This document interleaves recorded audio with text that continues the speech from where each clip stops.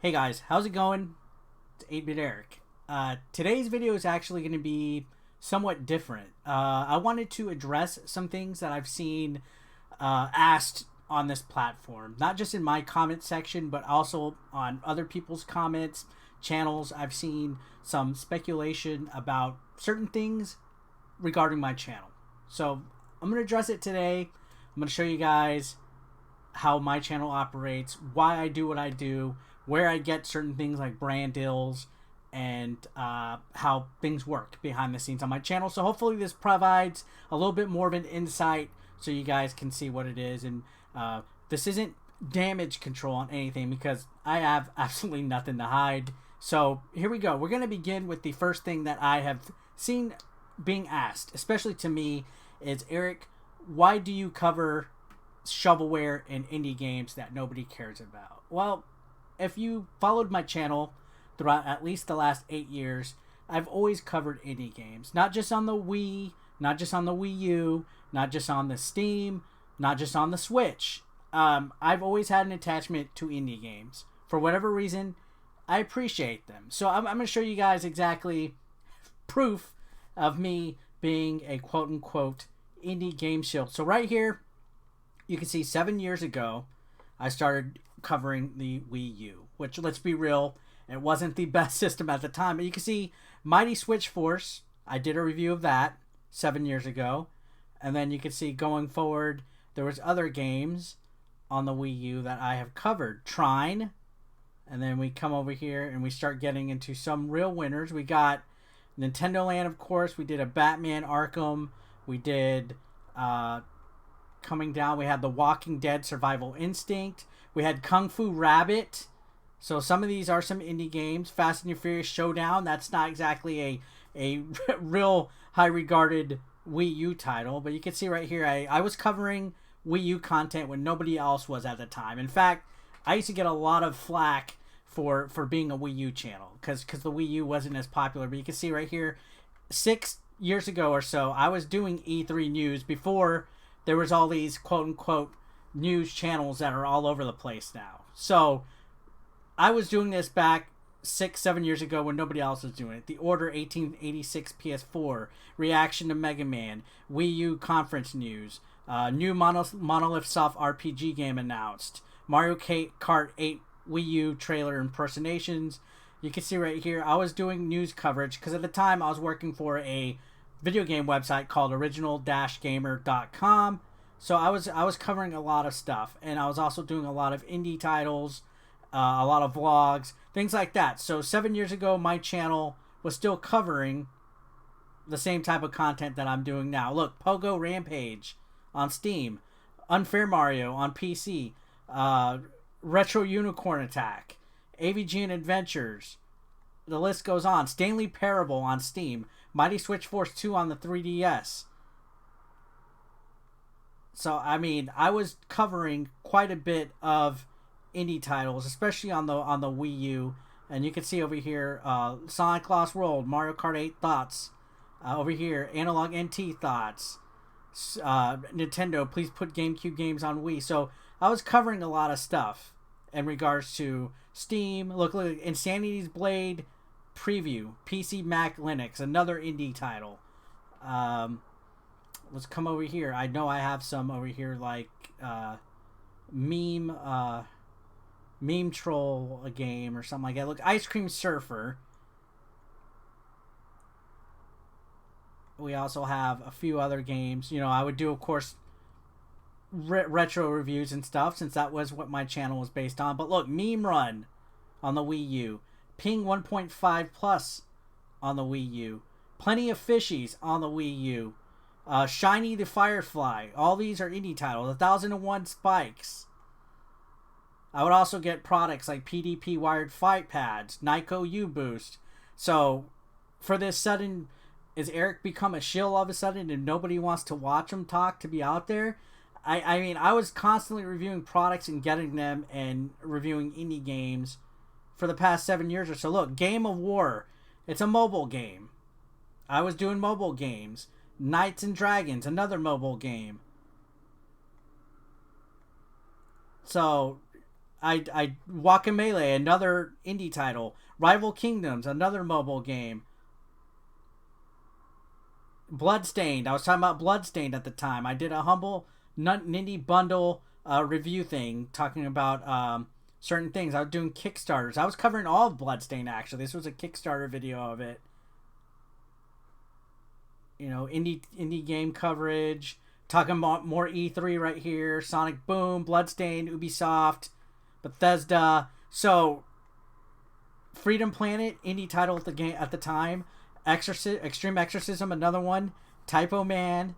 So I was always covering indie titles. Spiky Walls, another indie title. Super Toy Cars. So just Shapes of Grey, another one. Kung Fury on Steam. A tablet stand review. So looking at my history, it's honestly not any different than what I've been doing. So the main difference of what I've been doing throughout the years, and especially now with the Switch, was putting more influx on those indie titles, because not everybody talks about all this stuff. The bigger channels will talk about first-party games. They'll talk about, you know, titles that are popular and trending and stuff like that. And to be honest, I've always just enjoyed making content. I don't care if 10 people watch it. I don't care if it gets 100 views. I don't care if it gets 300. I don't care if it gets 1,000. There's no kind of secret conspiracy behind, oh, Eric is faking his audience so he can get free indie games. And I'll show you why. Because anybody that has a YouTube channel could actually sign up for the places that I get indie games. For example, one of the main places I go to is Hooft. If you register your YouTube or your Twitch or your Mixer or whatever, you're eligible to get certain offers for games. And they have everything from Steam to GOG.com to Epic Game Store, Switch, you name it. They have all the things right here. And you could literally go in and apply. So let's say I wanted to check out Castle Pals. I would come here. It would show me a trailer, talk about the game. I could visit the site, and then I could accept the offer, and I could pick, you know, which console I want it for. So right here, I would pick the game, and it would give me a code. And the main thing that they ask is that you cover the game, that you provide coverage, whether it's a full-fledged review, whether it's a live stream, whether it's a let's play. That's all they want. They just want a video made of their content. There's no payment here. They're not paying you to shill their game. It's literally just you getting a code and covering it. Nobody's telling you to say nice things about it. Nobody's telling you to lie about the game, to recommend it even if it's bad or if it's shovelware or not. And I like to think that I've done a pretty decent job of showing whether the title says first impression or whether it says let's check out or a let's play, that's clear and obvious that it's not a full review. A let's play, I'm going to be playing maybe the first, 10 minutes to a half hour of that content and give my first impression thoughts of it. Obviously, you can't judge a whole game within a 10-minute let's play. You can't say, oh, a game is worth it, but you could judge whether the game has piqued your interest, whether that initial impression of playing it has you interested in wanting to check it out any further. And I don't know about you, but if I watch somebody play a game for 20 minutes, I could decide whether I want to check out that game too or not. So that's nowhere even claiming that it's a full-fledged review, that I'm just doing fake videos for content and stuff. I'm doing let's plays. There's no harm, no foul in doing a let's play. Now, other places that I've gotten indie games from is Keymailer. It's another website. You can see right here on the front page, you're able to sign up for certain games. I have requested some games like Disintegration, Minecraft Dungeons, Mortal Kombat Aftermath DLC. I got rejected for Resolution. You know, they, like, for example, let's say I wanted to pick up Resolution. It'll tell you what the game is and stuff like that. Oh, it's because I got a Steam offer towards me when I wanted to switch. But you get and you pick your games based on certain criteria that might give you a game. It just depends. So, like, for example, Sky Hill Black Mist. This isn't out yet, but you could select what platform you want it on. So, it's another example of a place that you can get games. And they just want coverage. They just want the games to be submitted. So, you can see right here, these were games that I've gotten accepted throughout the past. All these right here. And all they want is just a link to a live stream or a video or something. And there's no monetary incentive. They do have affiliate links, maybe if you post like a link in the description. But to be honest, I don't do that too often with these games. Now, the other place that a lot of people get, and this is for bigger titles, is terminals.io. So, like, for example, games like Darksiders I've gotten from here. I've gotten some bigger indie titles delivered to me. Sniper Elite was sent to me on this. And again, all they ask for you is coverage. So this is like these 3 sites. We got Terminals, Keymailer, we got Hooft, and there's plenty of other ones. Basically, it's putting yourself like on a press list that is willing to do coverage of games. And for the most part, a lot of them are indie titles. And that's where I get a lot of my stuff. But also, you can get emailed. I get emails by developers and publishers all the time. Hey, are you interested in getting a code for this? Here's the embargo date, and do that. And let's talk about embargo real quick.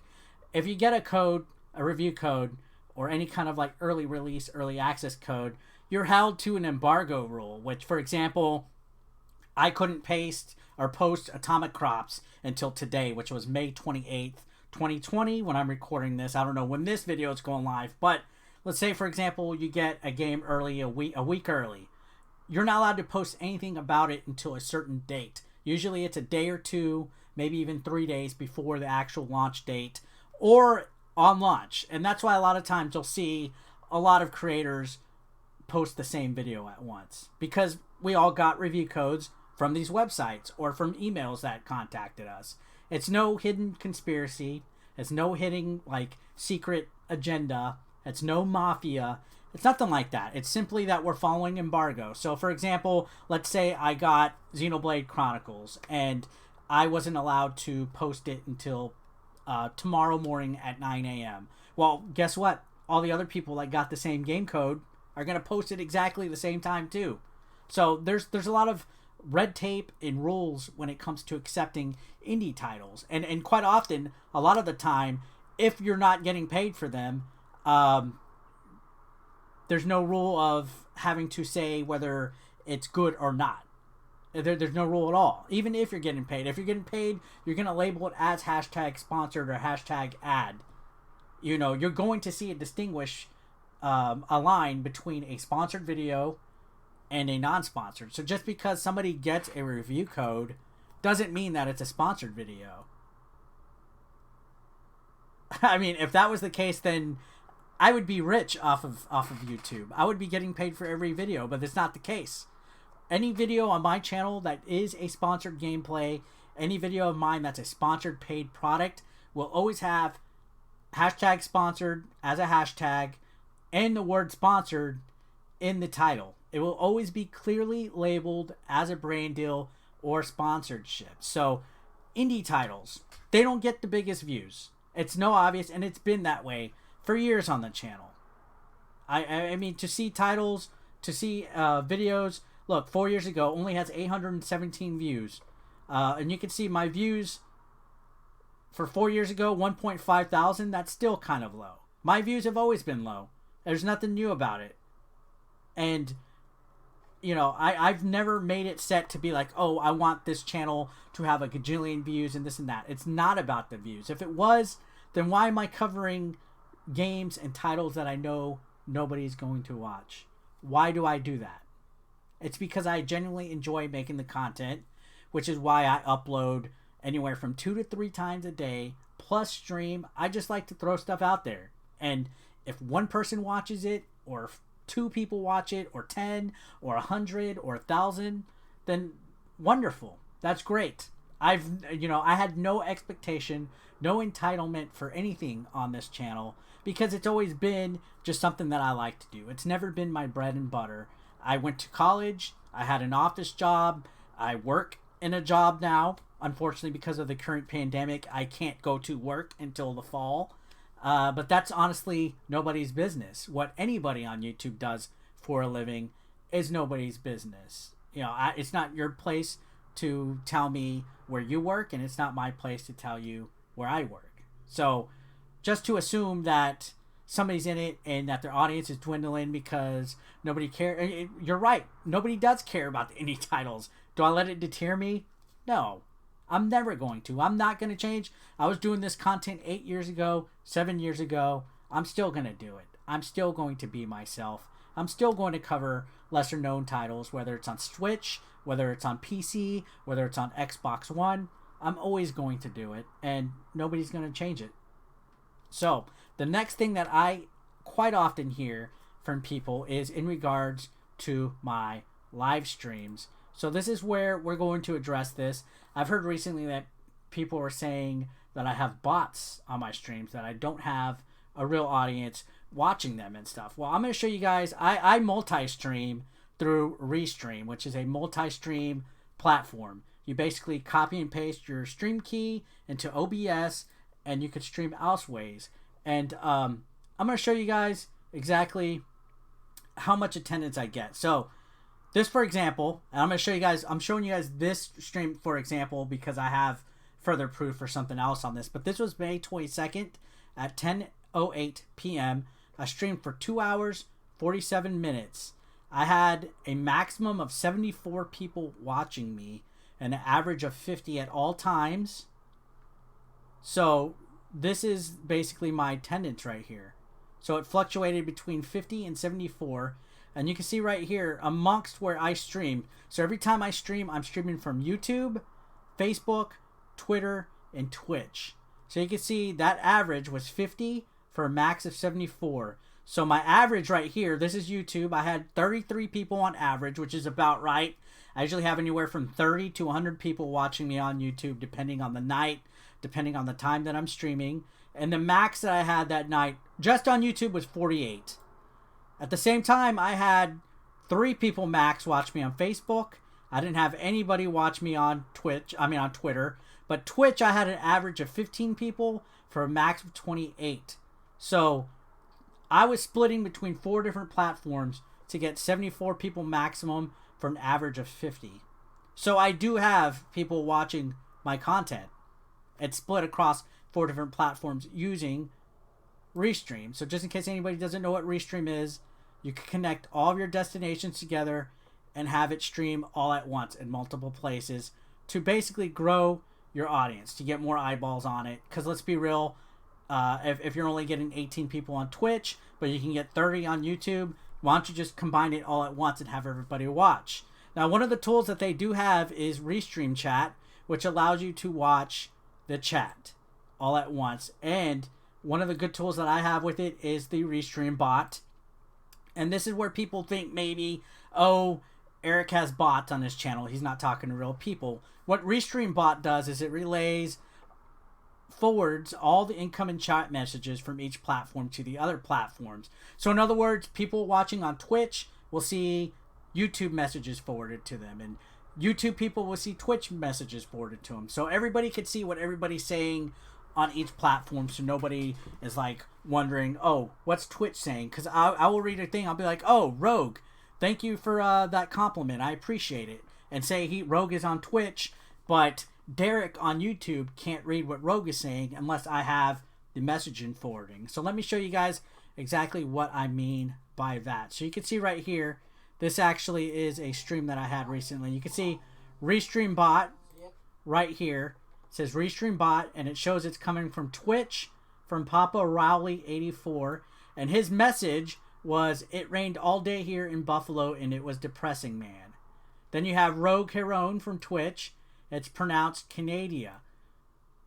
So what Restream bot does is it forwards the messages from the other platforms that I'm multi-streaming on, so people could see what they're saying. So Restream bot is showing what Twitch shows, and Twitch on Restream bot shows what YouTube shows. So that's not a fake audience.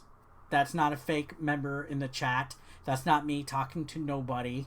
That's me seeing messages forwarded from Twitch, so it's all in one place. Nothing secret, nothing hide, nothing conspiracy there. Now, the other thing that you'd see is Streamlabs. And what Streamlabs bot is, it's a bot that actually helps promote and push any kind of automatic command. So, for example, I have Streamlabs bot set up to promote my merch. So you can see right here, get yourself an 8-Bit Eric shirt, and it gives a link. And then I also have Streamlabs promoting my Patreon. Consider supporting 8-Bit Eric on Patreon for $1 a month with the link. I have a donation link that it says to donate. Click this link.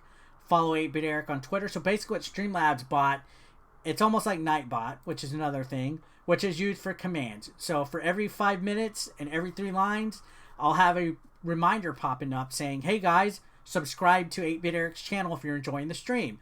Every 15 minutes I have one saying, hey guys, you can follow him on Twitch. So basically Streamlabs bot and Nightbot are reminders to post in the chat for people to see.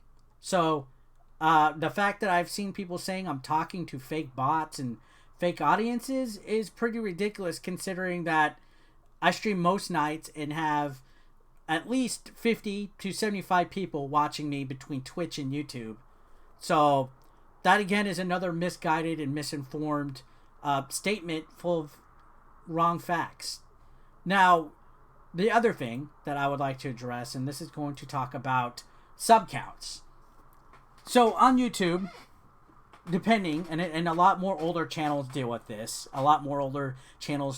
struggle, is if your channel was created, let's say, 10 years ago, not everybody that used those accounts 10 years ago is going to be using YouTube today. Some people might have had their accounts terminated for community guidelines. Some people might have had their accounts changed. Some people might just not go and watch your content anymore. So there's a variety of different reasons. For example, I'm still subscribed to several channels that I don't go and watch their content anymore. But for whatever reason, I'm still subscribed. So to keep a fair audience over time and keep your numbers engaged is just impossible. So let's take a look at Social Blade real quick so I can describe this a lot better. So if you look at my channel was created April 17th, 2009. So I just had like what, my 10th anniversary, my 11th anniversary just this past month. I didn't even realize it. So 2009 was when my channel was created. All right, so that actually is a long time, and you would not expect anybody, 100% of an audience, 100% of an audience's number is ridiculous to think that they're going to watch it every time. Now let's check my view count, because I hear a lot of this, like my viewership's dropping, it's going to hell, and stuff like that, and that my numbers are fake. So one thing that some people might ask is, Eric, how are your numbers going up by 100 people and then dropping by 100, then going back up by 100, then dropping by 100, and going up by 100? That seems fishy. Well, my friends, if you guys were quite aware of a change that YouTube made last year in 2019, they actually are abbreviating sub counts now. Now, what does that mean? That means that if you have 62.350 thousand subscribers, it's going to round it to the next 100.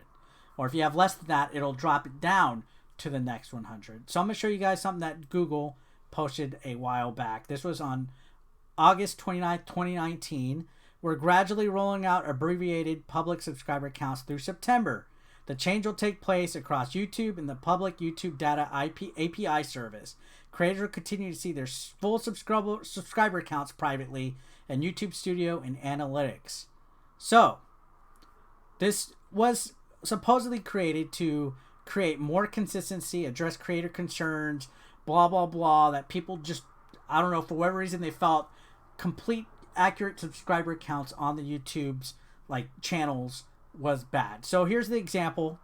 Public subscriber counts accessible via the public YouTube data API service will be abbreviated for counts greater than 1,000 subscribers. So if you have less than 1,000 subscribers, this doesn't affect your channel. You will always see your estimated account. Like your estimated subscriber count will always be on there. So here we go. For example, a channel with 123,456,789 subs will return to 123 million. So it'll round it because 456,000 will be rounded to the next 100. So here's an example. If you have 123 subs, it'll look like 123 subs, and then it'll increase by 1. It'll still be a live subscriber count. But if you have 1,234,000, it will be abbreviated to 1.23K. And then it'll go up by 10 if it increases and it rounds up. So you can see right here, this is something that YouTube implemented. And that's why when you look at Social Blade for certain people, you'll see it go up by 100 because that's how it works now. It's nothing hidden. It's nothing secret. In fact, you can actually show it in the channel analytics. Right here, you can see my current subscriber count is 62,454. But of course, since it's underneath the 62.5, it will only show as 62.4. It's not going to show the full number on YouTube or anything public. It only show it privately. So that's one thing right there that was addressed, is how come it's going up in 100 increments. That's just how it goes. And then the bigger your channel, the more it changes. So it goes up by different by different levels and stuff. So again, just to touch base on this, with this one it'll show by every 10th. With this one it shows by every 100. This one it shows by every 1,000.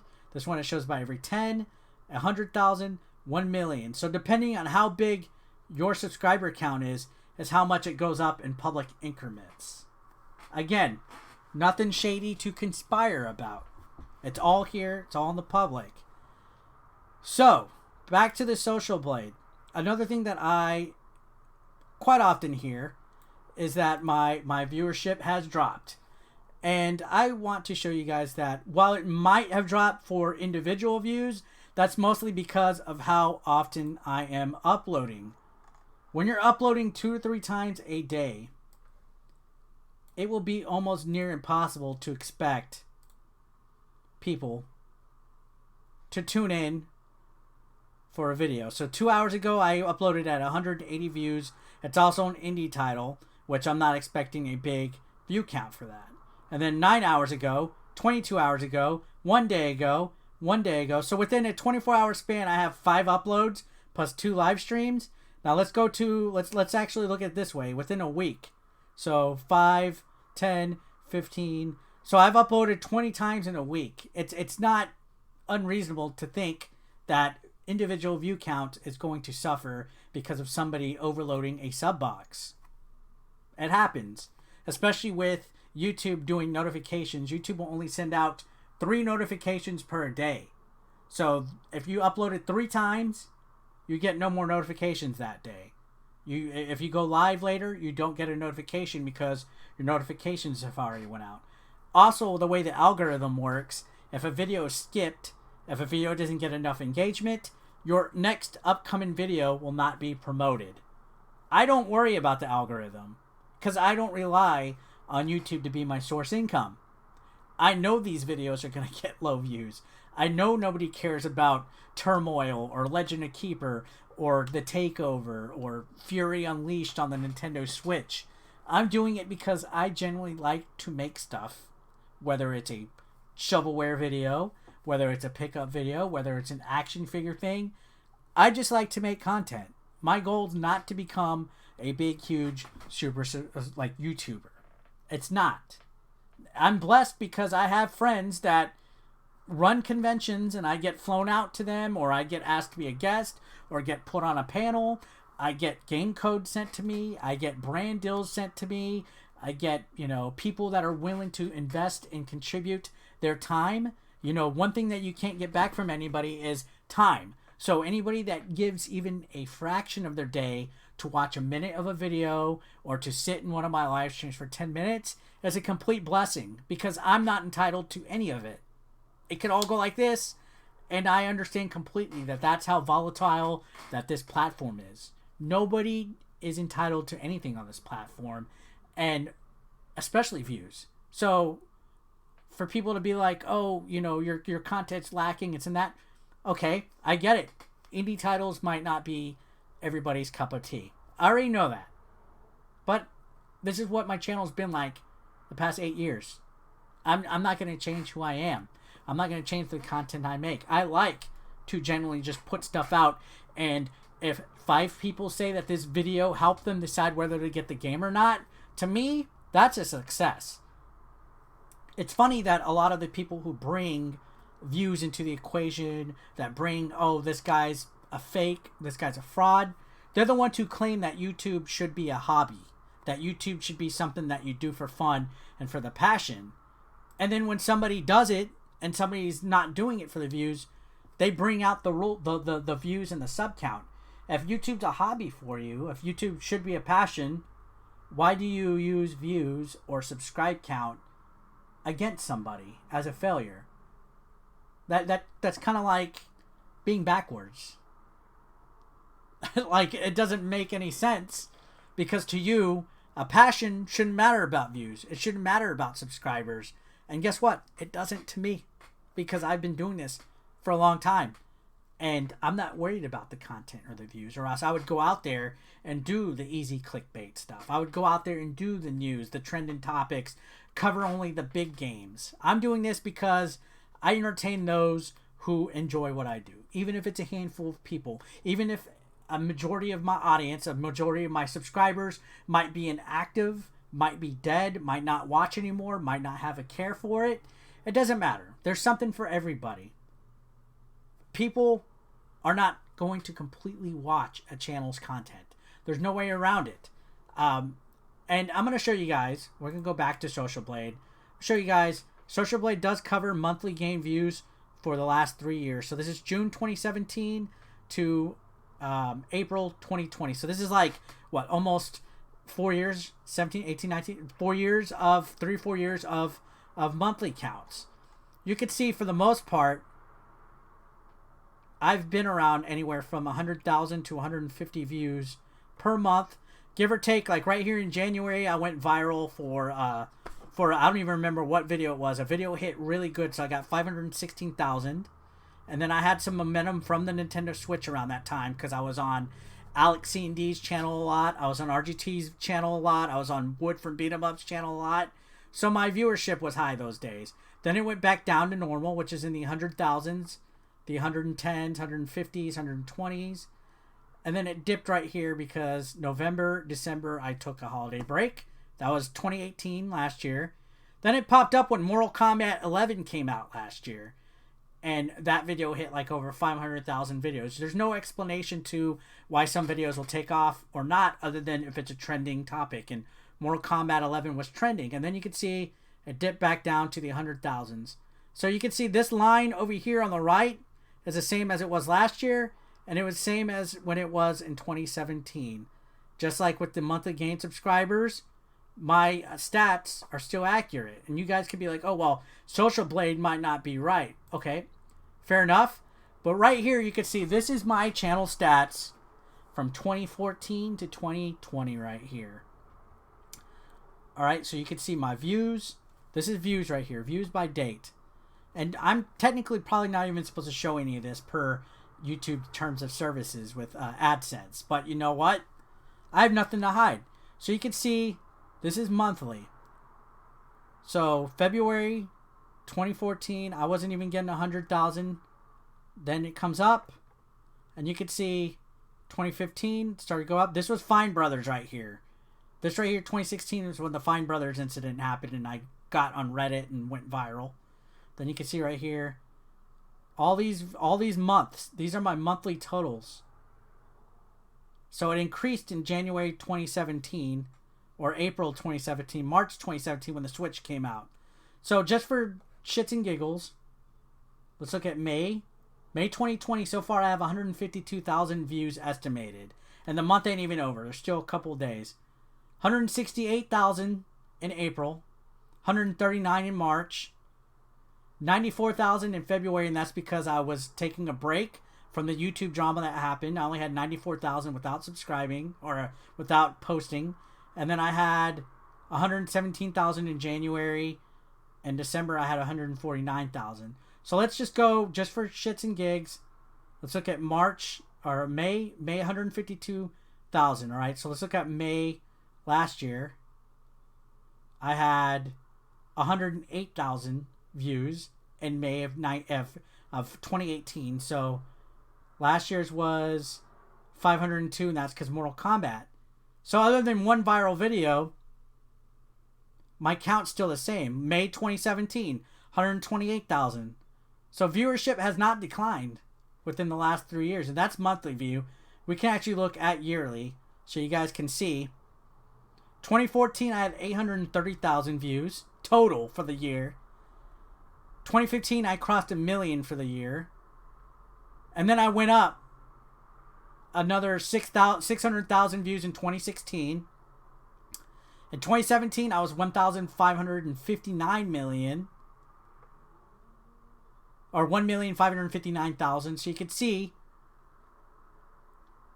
my attendance has actually gone up. And I've heard somebody say, well, Eric, of course your 2019 is going to be good because you barely uploaded in 2018.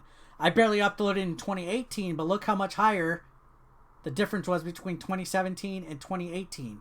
It was almost 1.5 million in 2017, 2.145 in 2018. And then in 2019, I got 2,317,000. And then in 2020, I'm at 671,000. So in 2020, I'm already past the amount of views almost that I had in 2014. So to me, that looks like viewership's going up.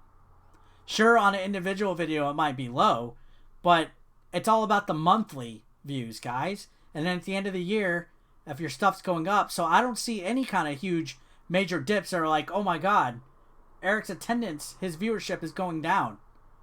That just shows completely that that's misinformation that people don't know what they're talking about here. Now let's talk about, okay, Eric, you have 62,000 subscribers and your views aren't matching what you have. Again, that goes to subscriber interest. Not everybody's going to care about Switch games. Not everybody's going to care about PC games. But once in a while, I'll get a video that people will obviously click on because it's a trending topic, like Ferociously Steph right here. I got 2.7 thousand. And then, you know, Elder Scrolls. That caught some attention. This Animal Crossing video. This one right here. Of course, this one was mostly because of the clickbait thumbnail. I've tried to stop doing clickbait in my thumbnails. Maybe that's a huge reason why a lot of the stuff has fallen. I stopped trying to do stuff like this, like I wasn't ready and ruined, and this one, great content, want to be friends, it hit 4,000. So it's just, for the most part, let's be honest here, I'm making content that the majority of my subscribers just aren't interested in. The people that are watching are the few that are interested in watching every single upload, or perhaps it's something that shows up in a search result, and that's about it. But again, if you have a channel that's 10 years old and you have a huge number count, a lot of those accounts just aren't going to be interested in your content anymore. It's the reality of the thing, and it's not just my channel. I'm going to show you guys a couple channels, and if you're watching this and you're one of these channels, don't take offense. It's just examples. You guys are my dear friends. So Gamester, for example, 106,000 subscribers. His last video from a day ago, 768 views. Before that, 3 days ago, 2,000. 5 days ago, 1.1 thousand. 1.8. It's just, audiences generally fall off. There's no guarantee with how long somebody is going to be interested in your channel. And the higher of a sub number you have, the harder it is to maintain that sub to view ratio. It's nothing to hide about. And let's look at PewDiePie's. He has 104 million. I just want to show you guys, it goes up to the bigger guys too. 104 million, and yesterday he only got 3 million views. So that's over 100 million people haven't watched that channel that are subscribed to him. 2.4 the day before that. 3.6. 3.4. So there's 100 million subscribers to PewDiePie that aren't watching his content. It happens. And it happens on smaller channels. So Gamester has about 90,000 people that don't watch. And according to my stats, I have an average of about 61,000 that probably don't watch. It just happens. It's affected by the algorithm. It's affected by whether your videos are being pushed out, whether they're being notified. I've had people tell me that they haven't even noticed that I've uploaded in a while, that they assume that I was taking a break. Then they come to my channel and they're like, wow, I missed 6 months worth of content. It just happens. It's something that we're all accustomed to. JKB, 54.4 thousand. He just had a video only reach 1,000, and he doesn't upload that often either. So 935 views from 2 weeks ago. So you can see channels are just different. If you don't keep at it, if you don't have the algorithm catering to your channel at that moment, which is all done with watch time. The more watch time and engagement your channel has, the more that the views and the momentum is going to build up. If you're doing indie titles or indie videos like me, that watch time's going to suffer. That watch time's going to fall. That's ultimately the thing that matters the most with YouTube is watch time. But as long as I'm hitting my monthly views, I'm okay with that. YouTube's just a passion for me. It's just it's not even my main source of income. And my viewership is not dropping off. For individual views, yeah, I'll admit that. But that's because the content I'm making, nobody has an obvious interest in. And if it was about money, if it was about being a shill, if it was about being a YouTuber, why would I not just focus on doing the trending stuff? Why would I not focus on making the clickbait content? That misconception, that speculation is kind of like off. It's like way off. It's like why would I fake a channel for low views? It just does not make any sense in the grander scheme of things. And then the final thing that I want to address, and I've seen this being said a lot, is the assumption that being in an MCN, that they control what you make, what you put out, and what you do, and they force certain brand deals and content and stuff like that. No. Now, I'm going to show you guys, I've actually been with Screenwave since July 30th, 2013.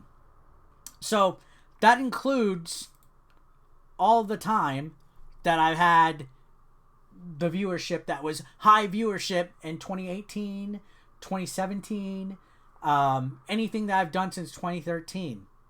So, come on. If you want to speak out on things, be informed of them. So what does an MCN do? An MCN is basically channel insurance, first and foremost. It's for if you have any issues with copyright, if you have any issues with false flags being put on you, if you have any community guideline strikes being put on you. That's what they're there for. They're a liaison, a middleman, actually, for YouTube. They have a direct contact with YouTube. And Screenwave ain't the only MCN out there.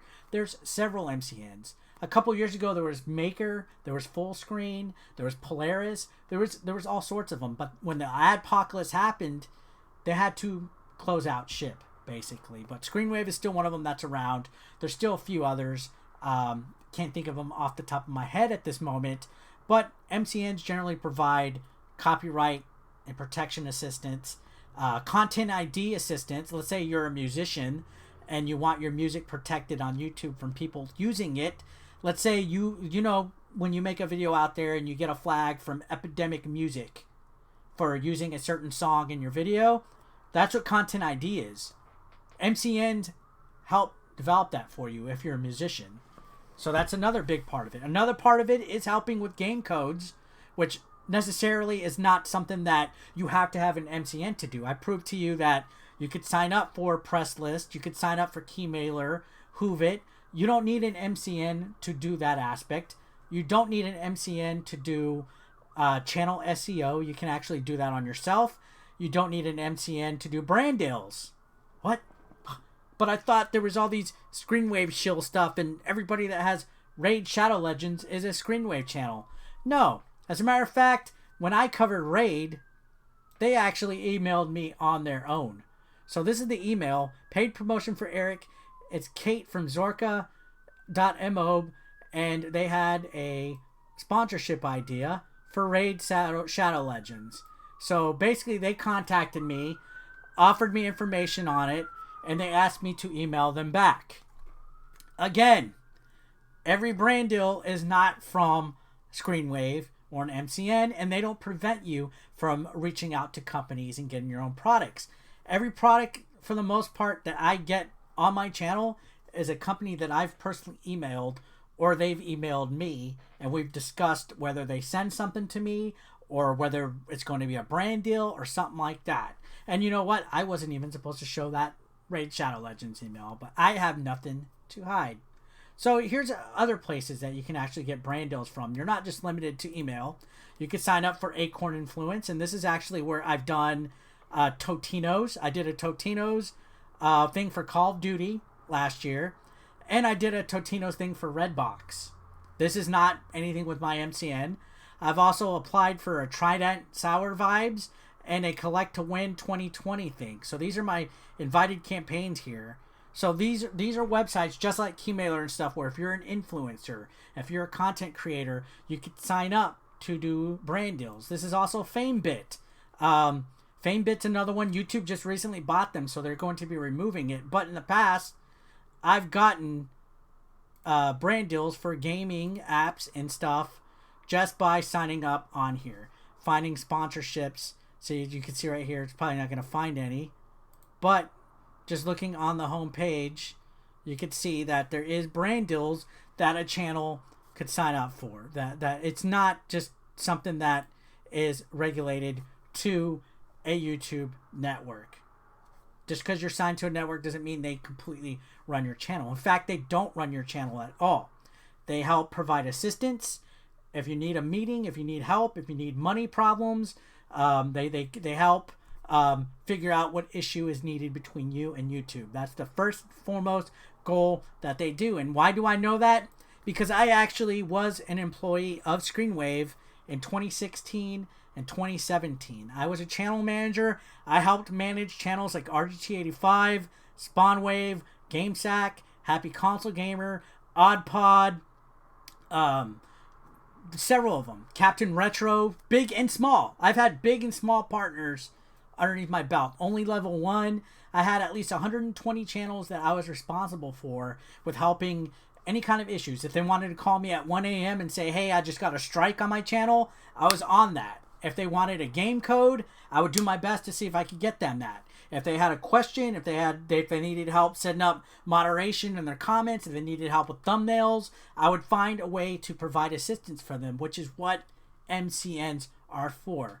So here's the other misconception. Well, Eric, doesn't Screenwave run Cinemassacre? No. Screenwave does production for Cinemassacre. They help edit, write, and produce the episodes. It'd be like somebody being a producer for a television show. Let's look at The Walking Dead.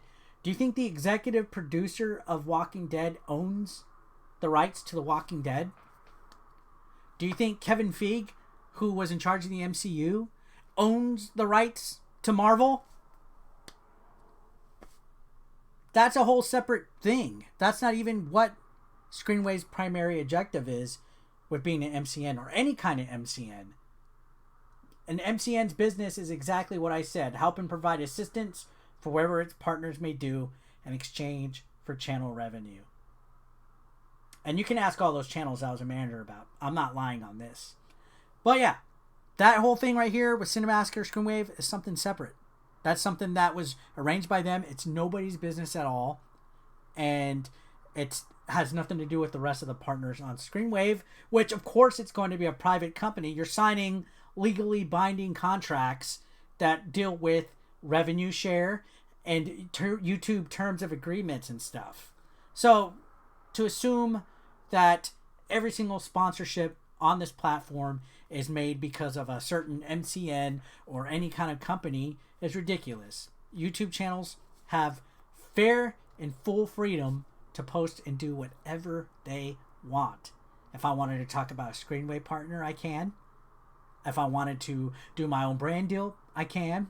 If I wanted to pick up a certain game, I can. If I want to do certain products, I can. So to say that an MCN kills channels, that an MCN killed its own channel, that an MCN destroys channels and does this and that, is complete speculation being presented as fact. Everything that I've shown you guys is what I do to run and operate my channel. I've showed you guys some stats. I've showed you guys facts. And I honestly did not have to do it. This was not damage control. This was not me responding to any kind of things like that. It's just me providing a little bit more of an insight to people that might be confused how channels might be run. I still think of myself as a smaller creator, obviously, from a bigger standpoint in YouTube. But you know what? I operate my channel this way. and I have fun with it. I do what I want. I make the content I want. I cover the video games I want. I cover the products I want. I do the brand deals I want. And nobody's going to change anything that I do, who I am, how my channel operates, because I've been doing this for already going on over 10 years. So guys, just wanted to provide some insight. Thanks a lot, guys, as always, for watching. If you have any questions down below, feel free to comment, and I appreciate anybody who sat through this. Thanks a lot. Peace out.